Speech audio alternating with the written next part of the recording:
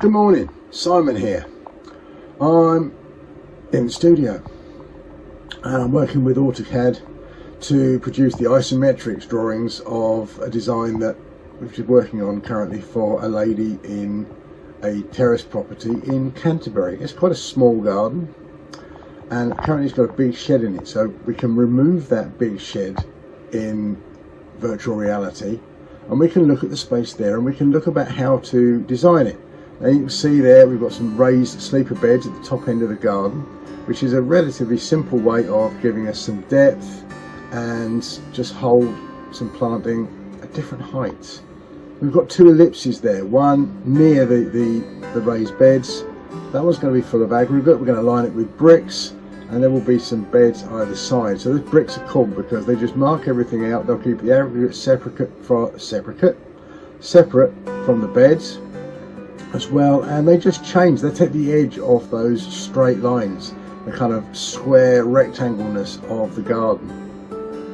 So that's cool. We can also use it to break up the paving, because if you're not careful, paving can kind of like dominate the whole of the space. So we can break that up as well.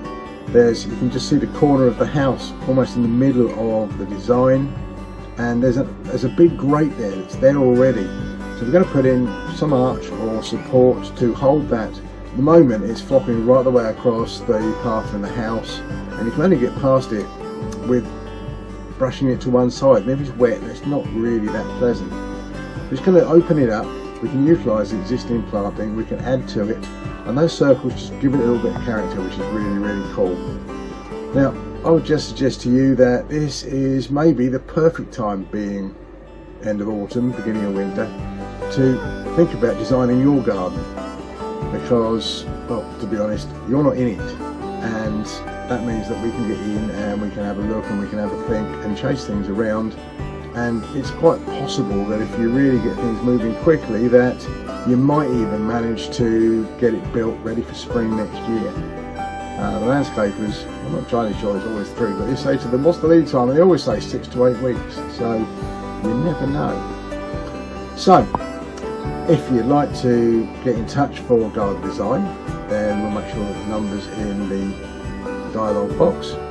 If you like the content of our videos, then please subscribe and like and comment on the video, because that helps us to improve our further product.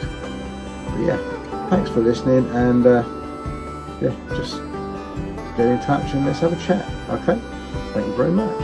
Bye.